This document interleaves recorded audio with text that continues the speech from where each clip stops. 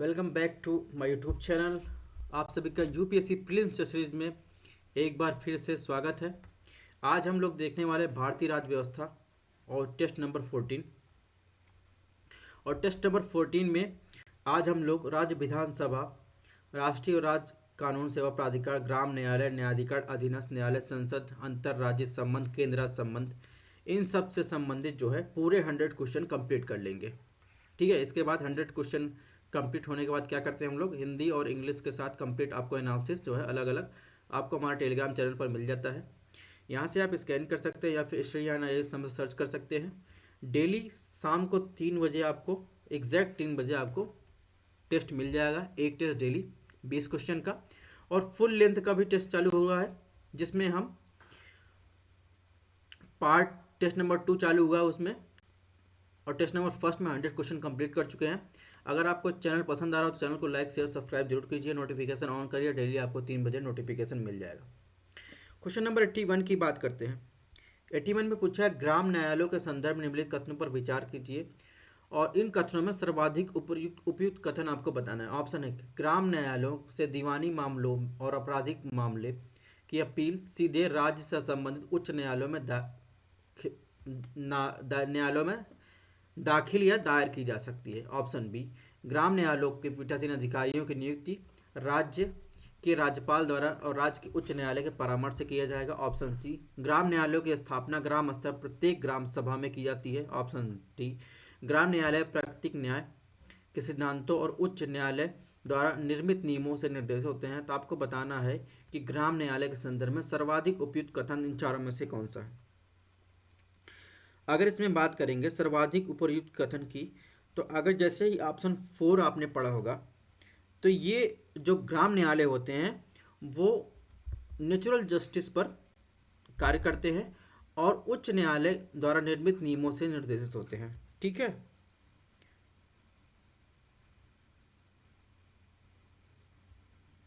इस प्रकार इसमें ऑप्शन डी सही हो। क्वेश्चन नंबर 82 की बात करते हैं।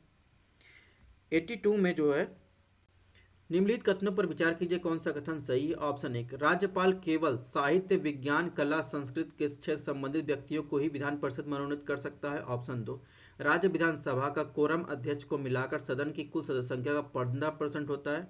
आपको बताना है इसमें कौन सा कथन जो है सही है। ऑप्शन 1 की बात करें तो विधान परिषद में 1/6 सदस्य, 1/6 मेंबर जो है को संबंधित राज्य के राज्यपाल द्वारा मनोनीत किया जाता है। तो राज्यपाल द्वारा ऐसे व्यक्तियों को मनोनीत किया जाता है जिन्हें साहित्य, विज्ञान, कला, कोऑपरेटिव आंदोलन और समाज सेवा क्षेत्र में विशेष ज्ञान और अनुभव होता है। वो विधान परिषद के सदस्य के रूप में मनोनीत होने के लिए किसी व्यक्ति को राज्य का निवासी होना आवश्यक है। इस प्रकार ऑप्शन 1 जो है गलत है। इसमें लिखा केवल साहित्य, विज्ञान, कला और संस्कृत के क्षेत्र संबंधित, जबकि वो कोऑपरेटिव आंदोलन और समाज सेवा से संबंधित हो सकता है, विशेष ज्ञान रखने वाला, अनुभव रखने वाला व्यक्ति भी हो सकता है। ऑप्शन 2 की बात करें तो ऑप्शन 2 गलत है। यानी अध्यक्ष के साथ राज्य विधानसभा को कोरम सदन के कुल सदस्य संख्या का 10% या कम से कम 10 सदस्य जो भी अधिक हो वो होता है। ठीक है, तो इस प्रकार इसमें ऑप्शन 2 गलत है। तो इसमें जो है ऑप्शन डी सही होगा, ना तो 1 ना तो 2। क्वेश्चन नंबर 83 की बात कर लेते हैं। विधान परिषद यानी लेजिस्लेटिव काउंसिल के संदर्भ में निम्नलिखित कथनों पर विचार कीजिए, कौन सा कथन गलत है। ऑप्शन 1, विधान परिषद के गठन से संबंधित प्रस्ताव को संसद के विशेष बहुमत से पारित करने की आवश्यकता होती है। ऑप्शन 2, विधान परिषद के गठन से संबंधित प्रस्ताव को अनुच्छेद 368 के तहत संविधान संशोधन माना जाता है। ऑप्शन 3, विधान परिषद की समाप्ति से संबंधित प्रस्ताव को राज्य विधानसभा द्वारा साधारण बहुमत से प्राप्त किया जाना चाहिए। तो आपको बताना है कौन सा कथन इसमें गलत है। सबसे पहले, अगर किसी राज्य विधानमंडल द्वारा कोई प्रस्ताव है, जैसे विधान परिषद के गठन और उसके समाप्ति की शक्ति भारत की संसद में निहित है, और जब भी विधान परिषद का गठन करना होगा, उस संबंधित प्रस्ताव पारित करना होगा संसद को, तो साधारण बहुमत की आवश्यकता होती है। ठीक है, यानी दोनों सदनों से पारित। तो इसमें 368 के तहत इसका कोई संशोधन नहीं माना जाता। ठीक है, तो ऑप्शन 1 भी गलत है, ऑप्शन 2 भी गलत है। ऑप्शन 3 की बात करें तो ऑप्शन 3 भी गलत है। यानी विधान परिषद के गठन और समाप्त संबंधित प्रस्ताव राज्य विधानसभा के विशेष बहुमत से पारित होने की आवश्यकता होती है।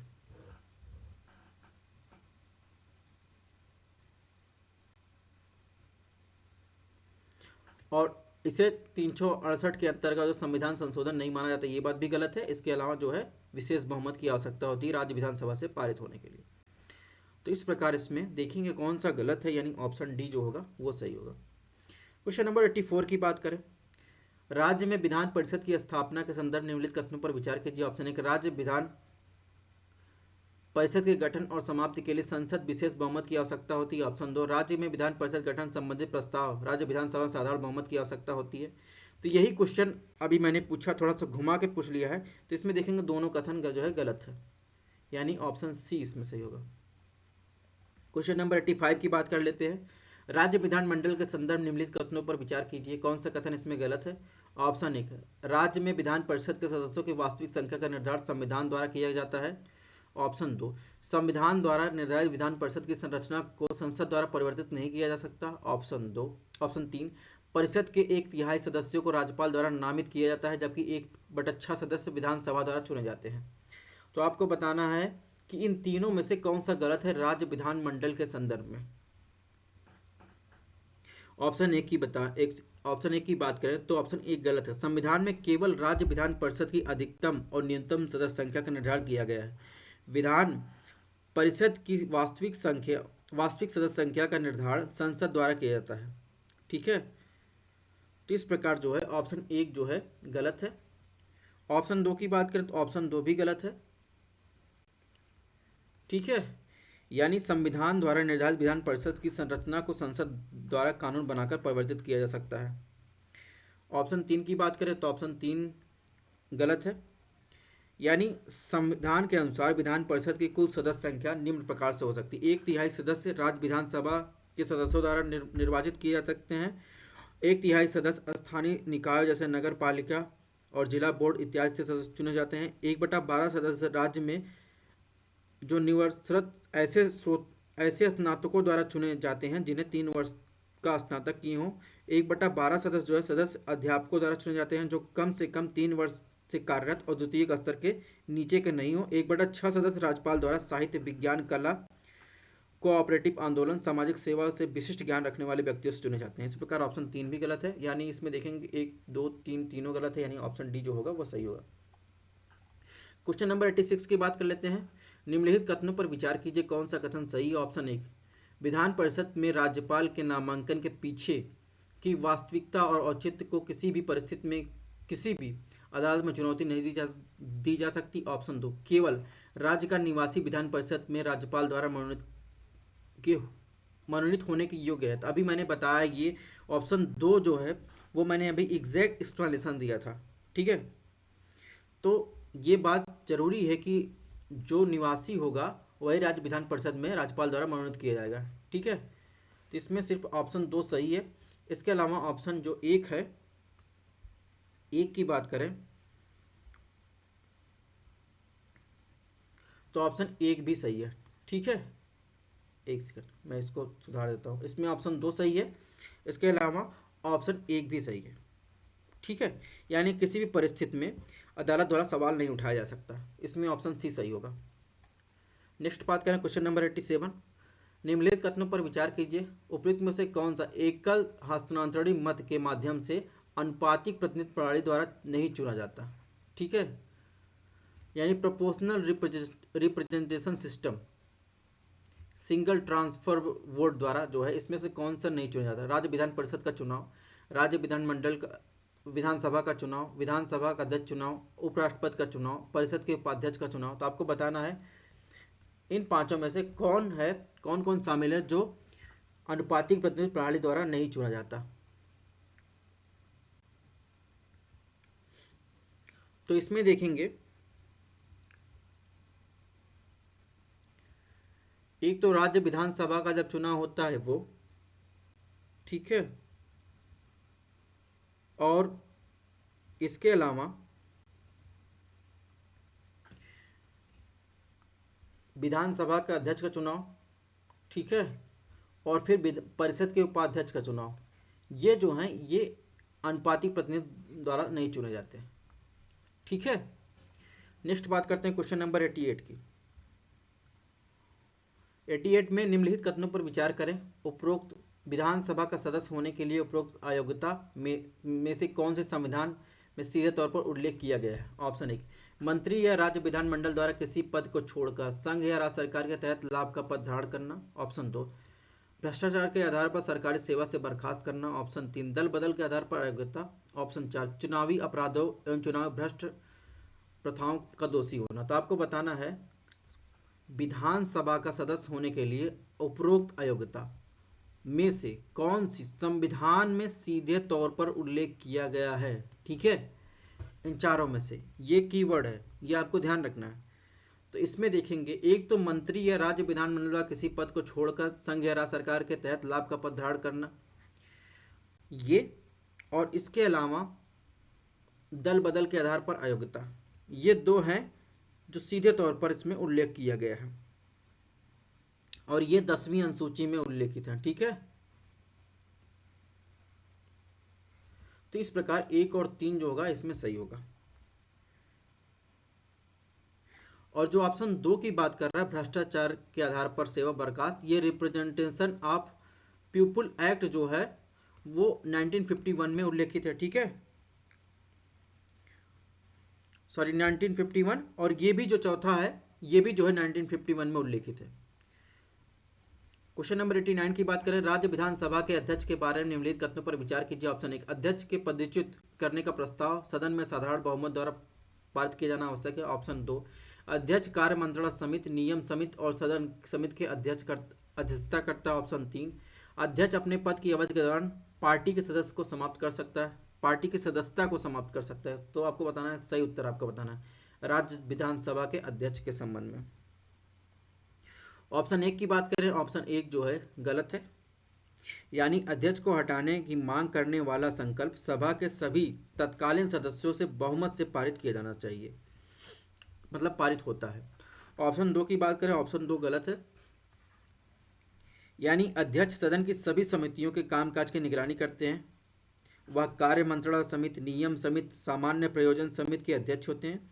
वह सभा की समिति की अध्यक्षता नहीं करते हैं। ठीक है, इसलिए ये गलत है। ऑप्शन 3 की बात करें, ऑप्शन 3 भी गलत है। अगर भारतीय संदर्भ में देखें तो यह आवश्यक नहीं कि अध्यक्ष द्वारा उस दल की सदस्यता समाप्त कर दी जाए जिस दल का वह अध्यक्ष, यानी वह अध्यक्ष के रूप में नियुक्त होने पर सदन के लिए चुने गए हैं। हालांकि अध्यक्ष का कार्यकाल गैर पक्षपाती होता है और वह केवल बराबरी की स्थिति में ही मतदान करता है। तो इस प्रकार इसमें ऑप्शन 3 जो है गलत है। तो इसने पूछा सही, तो इसमें देखिए ऑप्शन डी होगा, none of the above. Question number 90,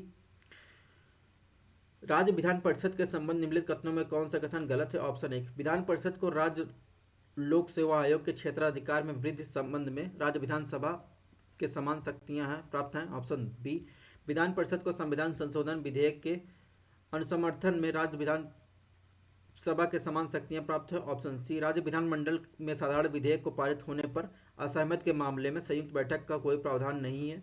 option D, Vidhan Parishad केवल बजट पर चर्चा कर सकती है, इसके पास अनुदान की मांग मतदान करने की शक्ति नहीं है। तो आपको बताना है इसमें जो है राज्य विधान परिषद के संबंध में कौन सा कथन जो है गलत है।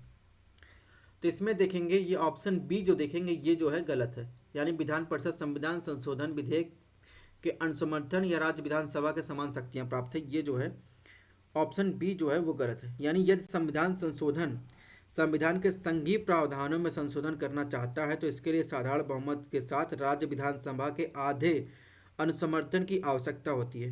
परिषद की यहाँ ज़्यादा भूमिका नहीं है, यह विधानसभा की इच्छा शक्ति पर निर्भर करता है। ठीक है, क्वेश्चन नंबर 91 की बात कर लेते हैं।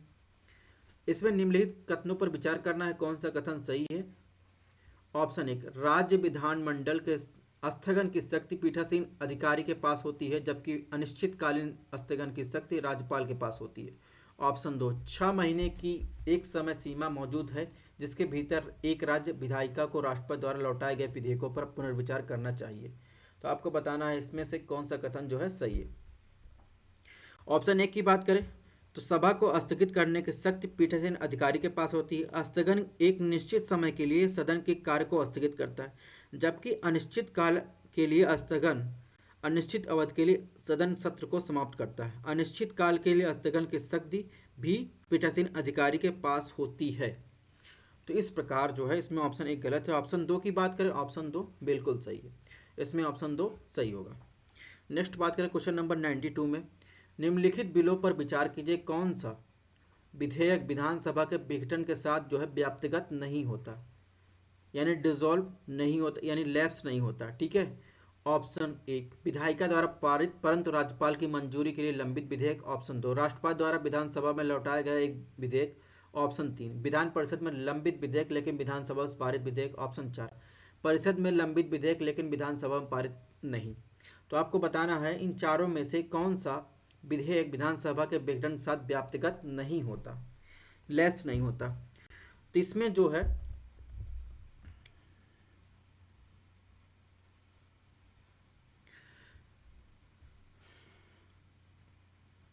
जो है विधायिका द्वारा पारित परंतु राज्यपाल की मंजूरी के लिए लंबित विधेयक, एक ये लैप्स नहीं होता। दूसरा, राष्ट्रपति द्वारा विधानसभा में लौटाया गया विधेयक ये, और इसके अलावा चौथा, परिषद में लंबित विधेयक लेकिन विधानसभा से पारित विधेयक, ये जो है लंबित जो है मतलब लैप्स नहीं होता, यानी ऑप्शन डी। ठीक है। इसके अलावा परिषद में लंबित विधेयक लेकिन विधानसभा से पारित जो है ये ऑप्शन तीन जो है, a bill pending in council but passed by assembly. ठीक है, ये जो है लैप्स हो जाता है। तो इस प्रकार इसमें ऑप्शन डी सही है। नेक्स्ट बात करें क्वेश्चन नंबर 93 की, राज्य विधानमंडल में धन विधेयक पारित होने के बारे में निम्नलिखित कथनों पर विचार कीजिए कौन सा कथन सही है। ऑप्शन एक, संविधान में धन विधेयक के मामले में दोनों सदनों के बीच गतिरोध के समाधान के लिए कोई तंत्र उपलब्ध नहीं है। ऑप्शन दो, की होतो होलो हान बनाम जाचिल मामला 1992 के मामले में कहा गया कि धन विधेयक प्रमाणीकरण में अध्यक्ष का निर्णय अंतिम होगा। तो आपको बताना है कि राज्य विधानमंडल में धन विधेयक पारित होने के संबंध में कौन सा कथन जो है सही है। तो सबसे पहले आपको दिमाग जाना चाहिए कि होतो होलो वान में, इसको आपने की होतो होलो हान वाद जो है सुना होगा। ये मामला था 10वीं अनुसूची के मामले में अध्यक्ष के निर्णय की न्यायिक समीक्षा से संबंधित मामला था। ठीक है, अगर ये आपको पता होगा तो सीधे आपको ऑप्शन दो एलिमिनेट करना है। ठीक है, यानी ये धन विधेयक से जुड़ा मामला नहीं था, तो दो जहां होगा उसको एलिमिनेट कर दीजिए। ठीक है, बचा एक, ऑप्शन एक जो है सही है। क्वेश्चन नंबर 94, राज्यसभा के बारे में निम्नलिखित कथनों पर विचार करें कौन सा कथन सही है। ऑप्शन एक, सभी केंद्र शासित प्रदेशों में राज्यसभा में प्रतिनिधित्व नहीं होता है। ऑप्शन दो, संविधान में राज्यसभा के सदस्यों के पद की अवधि तय नहीं की गई है। ऑप्शन तीन, राज्यसभा के सदस्यों के चुनाव ओपन बैलेट के जरिए कराए जाते हैं। तो आपको बताना है कि इसमें कौन सा कथन जो है सही है राज्यसभा के संबंध के विषय में। तो अगर ऑप्शन एक की बात करें तो 8 केंद्र शासित प्रदेशों में राज्यसभा में सिर्फ 3 प्रतिनिधित्व हैं। दिल्ली में 3, पांडिचेरी में, पुदुचेरी में 1, जम्मू कश्मीर में 4। तो इस प्रकार ऑप्शन एक जो है सही। ऑप्शन दो की बात करें, ऑप्शन दो भी सही, यानी संविधान में राज्यसभा के सदस्यों के पद की अवधि तय नहीं की गई है। अनुच्छेद 83(1) में प्रावधान है कि राज्यों की परिषद विघटित नहीं होगी, लेकिन इसके लगभग 1/3 सदस्य दूसरे वर्ष, ठीक है, दूसरे वर्ष के समाज पर सेवानिवृत्त होंगे। जनप्रतिनिधित्व अधिनियम 1951 में प्रावधान है कि राज्यसभा के सदस्य के पद की अवधि 6 वर्ष होगी। ठीक है, ये भी आपको ध्यान रखना है। क्वेश्चन ऑप्शन नंबर 3 की बात करें, ऑप्शन नंबर 3 भी सही है, यानी क्रॉस वोटिंग को रोकने के लिए 2003 में एक खुली मत प्रणाली शुरू की गई। प्रत्येक पार्टी के विधायक को मत पेटी में डालने से पहले पार्टी के नामित एजेंट को अपना चिन्हित मतपत्र दिखाना होता है। तो इस प्रकार इसमें ऑप्शन डी जो है वो सही है। क्वेश्चन नंबर 95 की बात कर लेते हैं। 95 में क्या पूछा है, संसद सदस्यों की शपथ के बारे में निम्नलिखित कथनों पर विचार कीजिए कौन सा कथन गलत है। तो ऑप्शन एक, संविधान की चौथी अनुसूची के तहत संसद के सदस्यों को राष्ट्रपति द्वारा शपथ दिलाई जाती है। ऑप्शन दो, संसद के सदस्य संविधान और कानून के संरक्षण, सुरक्षा और बचाव के लिए शपथ लेते हैं। ऑप्शन तीन, एक व्यक्ति को संसद के सदन द्वारा अयोग्य घोषित किया जा सकता है यदि वह निर्धारित शपथ प्रतिज्ञा के बिना सदन के सदस्य के रूप में बैठता है या मतदान करता है। तो आपको बताना है इसमें कौन सा कथन जो है गलत है संसद सदस्यों के शपथ के बारे में। तो इसमें ऑप्शन एक की बात करें तो ऑप्शन एक जो है गलत है। यानी एक व्यक्ति निर्धारित शपथ या प्रतिज्ञापन लेने और सदस्यता, सॉरी, ऑप्शन तीन जो है वो गलत है। पहले ऑप्शन तीन के बारे में बात कर लेते हैं। ऑप्शन तीन जो है वो गलत है। यानी एक व्यक्ति निर्धारित शपथ प्रतिज्ञापन लेने और सदस्यता लेने से पहले एक घर के सदस्य के रूप में प्रत्येक दिन के लिए 500 रुपये का दंड के लिए उत्तरदायी है। इस प्रकार देखेंगे ऑप्शन जो है तीन जो है वो गलत है। ऑप्शन एक की बात करें तो ऑप्शन एक इसलिए गलत है कि संसद के किसी भी सदन में प्रत्येक सदस्य को राष्ट्रपति इस संबंध में उनके द्वारा नियुक्त किसी भी व्यक्ति के समक्ष तीसरी अनुसूची में इस उद्देश्य के लिए निर्धारित प्रपत्र के अनुसार शपथ या प्रतिज्ञापन ग्रहण करना होता है। तो इसमें क्या है, तीसरी अनुसूची में ये उल्लेखित है। इस प्रकार ऑप्शन एक भी गलत, ऑप्शन दो भी गलत, ऑप्शन तीन भी। ऑप्शन दो इसलिए गलत है क्योंकि राष्ट्रपति संविधान और कानून के संरक्षण के बचाव के लिए शपथ लेते हैं। संसद का एक सदस्य शपथ लेता है, क्या शपथ लेता है? भारत के संविधान के प्रति सच्ची आस्था निष्ठा रखने के लिए, भारत की संप्रभुता अखंडता को बनाए रखने के लिए। तीसरा, जिस कर्तव्य को वह प्राप्त कर रहा है उसका ईमानदारी से निर्वहन करने के लिए। तीन शपथ लेता है, ठीक है। तो इस प्रकार इसमें ऑप्शन डी जो होगा वो सही होगा। क्वेश्चन नंबर 96 के बाद बात कर लेते हैं। संसद के दोनों सदनों की संयुक्त बैठक के बारे में निम्नलिखित कथनों में कौन सा कथन गलत है? ऑप्शन एक, संयुक्त बैठक की गठित करने के लिए कोरम दो सदनों के सदस्यों की कुल संख्या का 15वां हिस्सा है होता है। ऑप्शन बी, संविधान संशोधन विधेयक के लिए संयुक्त बैठक नहीं की जा सकती। ऑप्शन सी, राज्यसभा के सभापति दोनों सदनों की संयुक्त बैठक की अध्यक्षता नहीं करते हैं।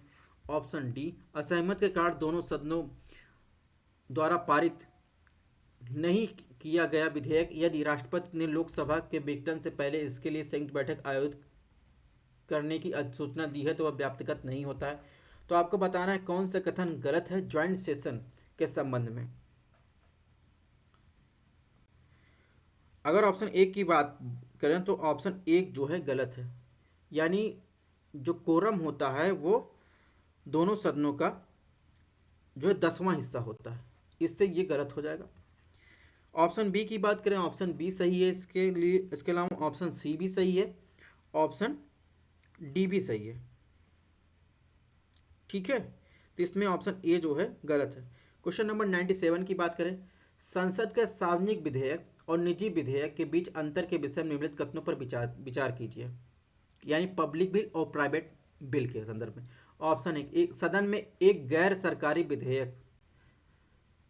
सरकारी सदस्य के विधेयक को पेश करने के लिए 1 महीने की नोटिस की आवश्यकता होती है, जबकि सार्वजनिक विधेयक के लिए केवल 7 दिन के नोटिस की आवश्यकता होती है। ऑप्शन दो, एक सार्वजनिक विधेयक किसी भी दिन पेश किया जा सकता है और उस पर चर्चा की जा सकती है, जबकि एक निजी यानी प्राइवेट मेंबर बिल केवल शुक्रवार को पेश किया जा सकता है और उस पर चर्चा की जा सकती है। ऑप्शन तीन, सार्वजनिक विधेयक संवैधानिक संशोधनों को प्रस्ताव कर सकता है लेकिन निजी विधेयक ऐसा नहीं कर सकता। आपको प्राइवेट मेंबर और पब्लिक जो है बिल के बारे में बताना है कौन सा कथन सही है।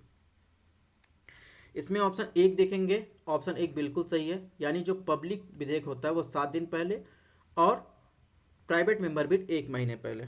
ऑप्शन दो की बात करें, ऑप्शन दो भी सही है, ये केवल शुक्रवार को पेश किया जा सकता है और पब्लिक किसी भी दिन। ऑप्शन तीन की बात करें तो तीन गलत है।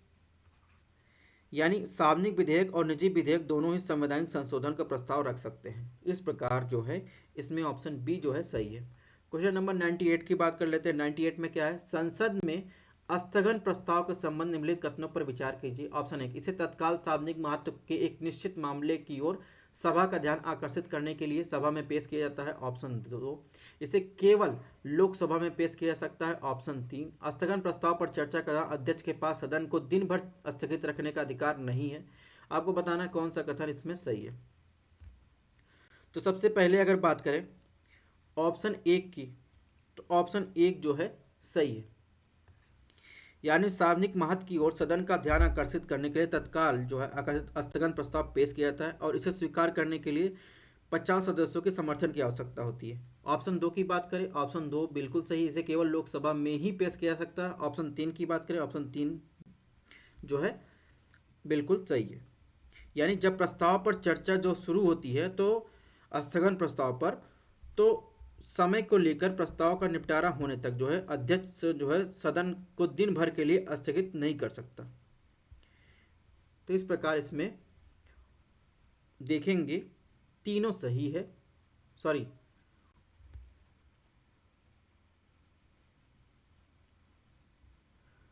1 2 3, तो तीनों सही है, यानी इसमें ऑप्शन डी जो होगा वो सही होगा। ठीक है।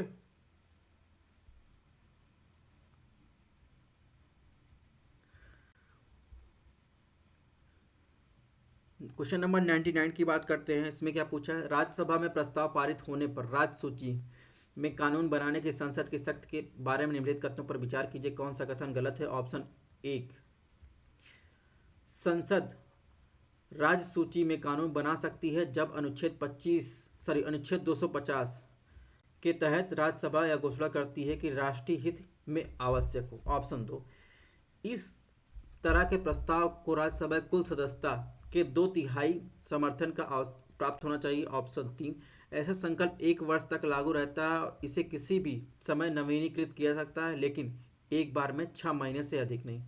तो आपको बताना है कौन सा कथन गलत है, किसके संबंध में, राज्यसभा में प्रस्ताव पारित होने पर राज्य सूची में कानून बनाने की संसद की शक्ति के बारे में। ऑप्शन ए की बात करें तो ये जो अनुच्छेद 250 है, इसमें तो अनुच्छेद 249 के अंतर्गत राज्यसभा यह घोषणा करती है कि राष्ट्रहित में जरूरी हो तो संसद राज्य सूची के विषय में कानून बना सकती है। 250 की बात करें तो राष्ट्रीय आपातकाल की उद्घोषणा चल रही हो तो 250 के मामले के संबंध में संसद राज्य सूची के कानून बनाने का अधिकार प्रदान करता है। ठीक है। तो इस प्रकार ध्यान रखना है, जब राष्ट्रहित के संबंध में हो तो इसमें 249 की बात कर रहा है। ऑप्शन 2 की बात करें तो ऑप्शन 2 गलत है। ठीक है, यानी इस तरह के प्रस्ताव उपस्थित और मतदान करने वाले 2/3 सदस्यों को समर्थित होना चाहिए।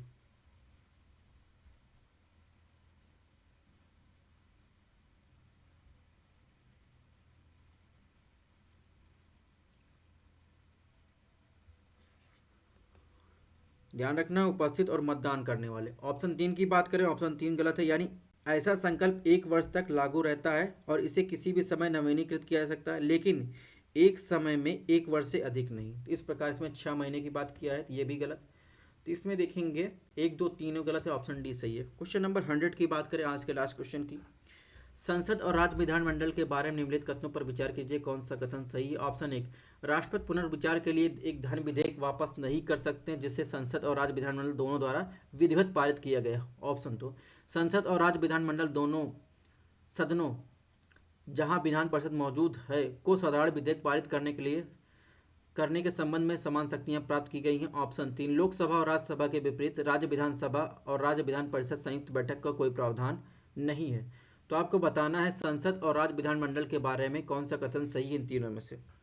ऑप्शन 1 की बात करें, ऑप्शन 1 बिल्कुल सही, यानी राष्ट्रपति पुनर्विचार के धन विधेयक वापस नहीं कर सकता रानी संसद और राज्य विधानमंडल दोनों के बारे में। ऑप्शन 2 की बात करें, ऑप्शन 2 गलत है, यानी दोनों सदनों में, लोकसभा और राज्यसभा, संसद की बात कर रहे को साधारण विधेयक को पारित करने के संबंध में समान शक्तियां प्राप्त है, लेकिन राज्य विधानसभा को राज्य विधान परिषद के संबंध में साधारण विधेयक पारित करने के संबंध में अधिभावी शक्तियां प्राप्त की गई हैं।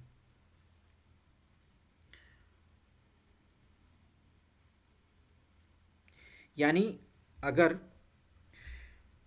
जब कोई विधेयक विधान परिषद द्वारा विधानसभा को भेजा गया हो और यदि इसे बाद में खारिज कर दिया जाए तो वह विधेयक समाप्त माना जाता है। ठीक है, तो इस प्रकार ऑप्शन 2 भी गलत। ऑप्शन 3 की बात करें, ऑप्शन 3 सही है। अनुच्छेद 108 में विधेयक पारित होने पर असहमत के मामले में संसद के दोनों सदनों की संयुक्त बैठक का प्रावधान है, हालांकि संविधान में राज्य विधानमंडल के दोनों सदनों की संयुक्त बैठक का प्रावधान नहीं है। ठीक है, तो इस प्रकार इसमें 1 और 3 जो है वो सही है, यानी ऑप्शन सी।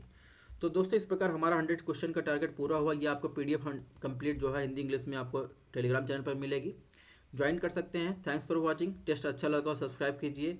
डेली आपको 3 बजे टेस्ट मिलेगा। मिलते हैं नेक्स्ट टेस्ट में। फुल लेंथ की भी टेस्ट चल रही है, आप उसको भी देख सकते हैं।